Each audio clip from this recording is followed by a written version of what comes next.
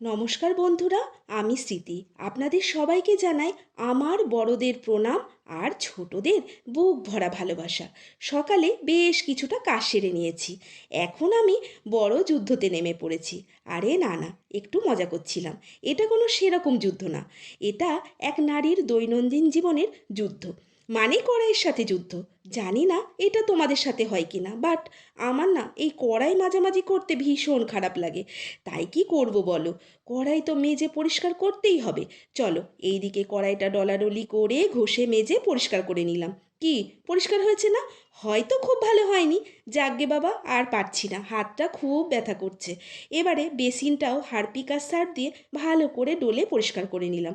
কারণ বাসন মাজার পরে যদি বেসিনটা ভালো করে পরিষ্কার না করি তাহলে একদম ভালো লাগে না। তবে চলো আজ একটা রান্না শেয়ার করব। এটা হচ্ছে মানকচু। এটা দিয়ে আজ মুখে রুচি আনার একটি রেসিপি করব। আমার না কচু, মানকচু, ওল এইসব খাবারে খুব ভয় পেতাম। কারণ একটাই, এই বুঝি গলা ফুলে ঢোল না হয়ে যায়। ছোটোবেলায় পড়তাম না, ওতে ওল খেও না ধরবে গলা। সেই ভয়ে এখন অবশ্য এগুলোই বেশি খাওয়া হয় এবং খেতেও বেশ লাগে জানেন। তবে চলুন, অনেক কথা বলা হলো। প্রথমে মানকচু ছোট করে কেটে ধুয়ে নেব, তারপর চিংড়ি মাছকে নুন হলুদ দিয়ে ভেজে নেব। এবারে মানকচু, সর্ষে, কাঁচা লঙ্কা, নুন আর ভেজে রাখা চিংড়ি আর জল দিয়ে মিক্সিতে পেস্ট করে নেব। দাঁড়ান দাঁড়ান, এখনও বাকি আছে। এবারে কড়াইতে তেল দেব, গরম হলেই কালো জিরে আর শুকনো লঙ্কা ফোড়ন দেব।